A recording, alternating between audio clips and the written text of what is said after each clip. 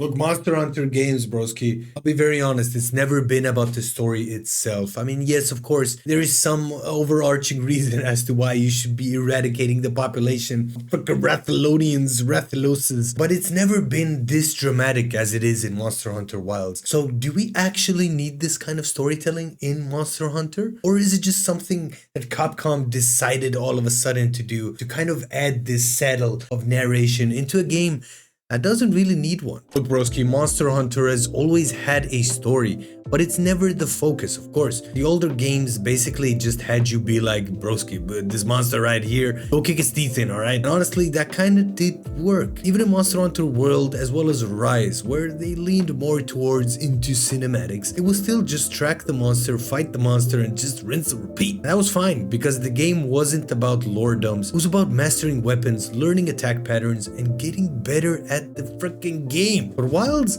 well, Wilds is leaning way more into storytelling. There's more dialogue, there's more cutscenes, there's more kind of cinematic fluff, if you will, around the whole story and how it unfolds in front of you. And while it sounds cool to the general gamer, of course, man, who doesn't want two freaking monsters,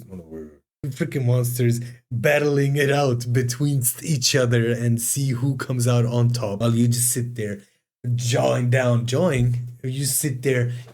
down on popcorn and just watching everything unfold, man. My real question is, as a kind of OG Monster Hunter person, is this what the game needs? Does it need more cinematism? Is that a word? Cinematism? Anyway, it doesn't need more of that, or does it take away from the kind of soul, the kind of core essence of what makes Monster Hunter a Monster Hunter? Like, let's be honest, how many of you actually remember the plot in a Monster Hunter game? Like, if I asked you to name one character other than the handler or any female character, for that sense, who isn't on an R34 kind of subreddit page, which I know nothing about. What's R34?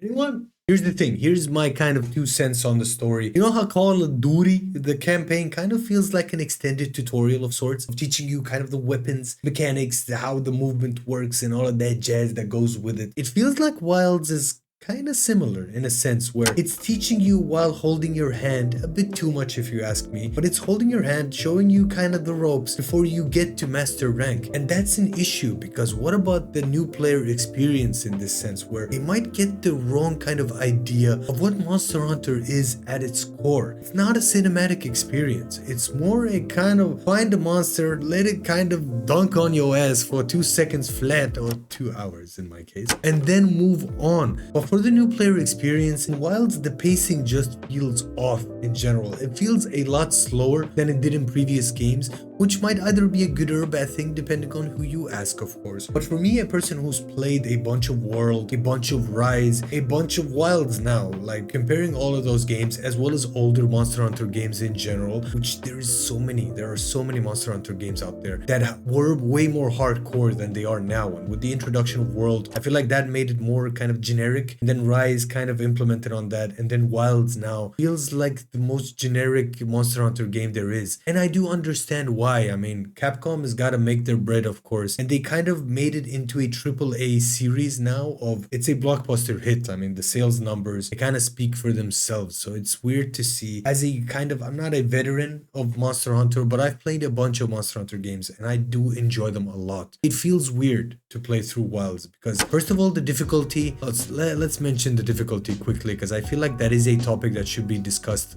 most definitely. Now, I'll be making a full form video later on the channel about the difficulty of this game and if it's actually difficult or not. But for the sake of this video, the sense of survival, the kind of figure it out yourself kind of energy that Monster Hunter is very well known for, kind of disappears, because you're every 10 minutes you're on your sacred kind of riding towards another cutscene or another dialogue where you see some monsters duke it out, and then one leaves injured and then the other one is there for the taken. Because overall, in all honesty, the game does feel a bit easier. Maybe it's not because there's added gameplay mechanics like the weakness kind of exploit thing where you get to find weak points and attack those for additional damage, as well as other things in the game like the NPC hunters, like your Palico being able to freaking lay down traps now. But in general, I feel like the game, because it holds your hand so much in the early hours, it tends to make it feel a lot easier. I mean, if you've read any subreddits, if you read any comment sections, it's always talking about the game is easier. Probably yes, because you've spent a gazillion hours on different Monster Hunter games,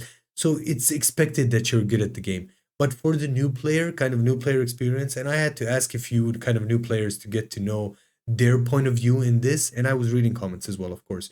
Look, it does seem like it is a bit easier. For me, I haven't been carded yet in the game, even though I did a meme on Instagram and I got freaking flamed. I got so badly flamed. I got grilled barbecue chicken. I'm not here sitting telling you that there shouldn't be any story to a Monster Hunter game. Of course there should be a story, but a story that kind of adds to the experience, not like a good ass burger, if you know what I'm saying. Not like one of those things where it kind of subtracts from the overall experience, where it doesn't feel like the core, the kind of essence of Monster Hunter is there. And in Wilds, so far, look, as much as I do enjoy playing Wilds, and I do love the game, I'm really enjoying playing it, it feels like the core is not there when we're talking about the story, in all honesty. And it's a real shame because look, this isn't what the real Monster Hunter experience is. Monster Hunter has always been about the grind, the progression, the feeling of accomplishment, the feeling of besting a monster that has been dunking on your goofy ass for way too long.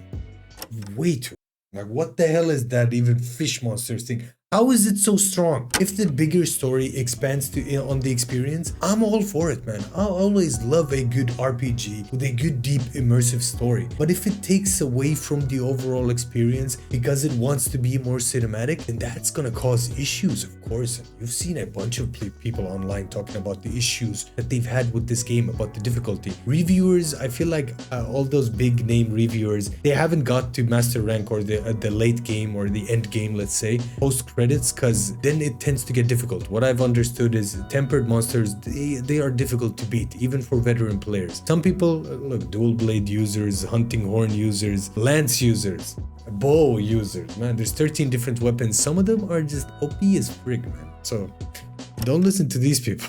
It kind of begs the question at the end of the day of what the long-term impact will be with this change into a more cinematic, kind of narrative-driven story, where are they gonna double down on making the game more of a linear RPG, where it's more dialogue trees, it's more just cinematics and dialogue and all of that RPG fluff that you find in games, which I do love. Look, there's a reason it's called RPG Talk, man. We love talking about RPGs over here. I love the genre. Is it Monster Hunter? That's the whole thing. Look, Monster Hunter is a separate beast in itself. So having a game that kind of takes too much from the RPG side and smashes it into this, kind of like peanut butter and jelly sandwiches or anything with Nutella in it. You don't want to take peanut butter and mix it with Nutella. Yeah, I hope that makes sense, because it's gonna be, oh my god, it's gonna get stuck everywhere in my mouth.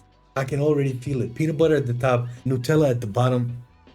Man, I'm getting hungry. But in any case, man, I'm just a random gamer on the internet telling you my concerns over the future of Monster Hunter Wilds. I want to know what your thoughts are in the comments down below, of course. Let me know if I'm just overreacting, if the veterans will stay and play this game for a long period of time, if Wilds is safe and sound in the hands of Capcom, of course. Let me know, man. Any and all comments will take this video a long way to the greatness of the tubes, of course. In any case, I've been your broski, man. I don't really know how to end this video, so enjoy the meme in the outro. Keep on trucking my dudes. I'll see you next time. Peace.